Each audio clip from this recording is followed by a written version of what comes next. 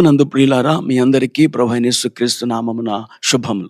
నేటి ధ్యానం కొరకు యెషయా గ్రంథం 42వ అధ్యాయము 2వ వచనాన్ని చదువుకుందాం. అతడు కేకలు వేయడు, అరువడు, తన కంఠస్వరము వీధిలో వినబడనీయడు.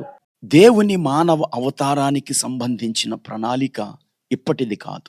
జగత్తు పునాది వేయబడక ముందే దేవుని మొదటి ఆగమనమునకు సంబంధించిన ప్రణాళిక వేయబడింది. అయితే ఆయన ఆగమనమునకు సంబంధించిన ప్రకటన మాత్రం ఆదికాండము 3వ అధ్యాయం 15వ వచనంలో చేయబడింది. ఇన్ని సంవత్సరాల ముందు ప్రకటించి తీరా ఆ సమయము అనగా ఆయన ఈ లోకానికి వచ్చే సమయము వచ్చినప్పుడు ఆయన ఈ లోకానికి ఎలాగు వచ్చాడో ఈ వీడియోలో మనం చూస్తాం. చల్లని సమశీతోష్ణ మండలములో ప్రజలు చలికాలంలో నిద్ర లేచేసరికి వారి ఇంటి చుట్టూ పరిసరాలన్నీ మంచు దుప్పటిని కప్పుకొన్నట్టుగా కనబడతాయి. అదెంతో వారికి ఆహ్లాదాన్ని, ఆనందాన్ని, ప్రశాంతతను కలిగిస్తుంది.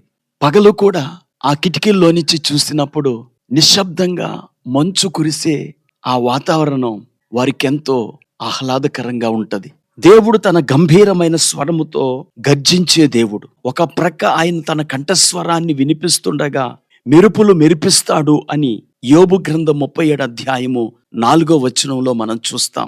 అటువంటి దేవుడు ఆయన మంచు వలె దిగి వచ్చినట్లు ఆడ్రి అసాద్ అనే గాయని శీతాకాలపు మంచు అనే పాటలో క్రీస్తు యొక్క ఆగమనాన్ని ఇలా వివరించింది. తుఫాను యొక్క శక్తితో ఒక పెద్ద తుఫానుగా రావచ్చు. మానవుల పాపాలను తుడిచివేయటానికి ఒక గర్జించే వరదలా వచ్చి ఉండొచ్చు. కానీ మీరు శీతాకాలపు మంచులా నిశ్శబ్దంగా వచ్చారు. ఆ నిశ్శబ్ద రాత్రి ఎంతో మృదువుగా నిశ్శబ్దంగా భూమిపై అడుగుపెట్టారు అని పాడింది. ప్రియులారా, యేసు రాక అనేకులను ఆశ్చర్యంలో ముంచివేసింది.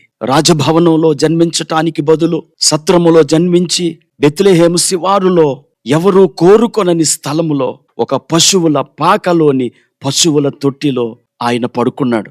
రాజులు, రాజ ఉద్యోగులు, సామంతులు మొదలైన వారి స్వాగతాన్ని అందుకోవటానికి బదులు ఆయన దీనులైన గొర్రెల కాపరుల స్వాగతాన్ని అందుకున్నాడు. ఆయన పుట్టిన తర్వాత శిశువైన యేసును దేవాలయంలోనికి తీసుకొని వెళ్ళినప్పుడు ఆయన తల్లిదండ్రులు గొప్ప గొప్ప అర్పణల్ని కాక గువ్వల జతను అర్పించిన నిరుపేదలు.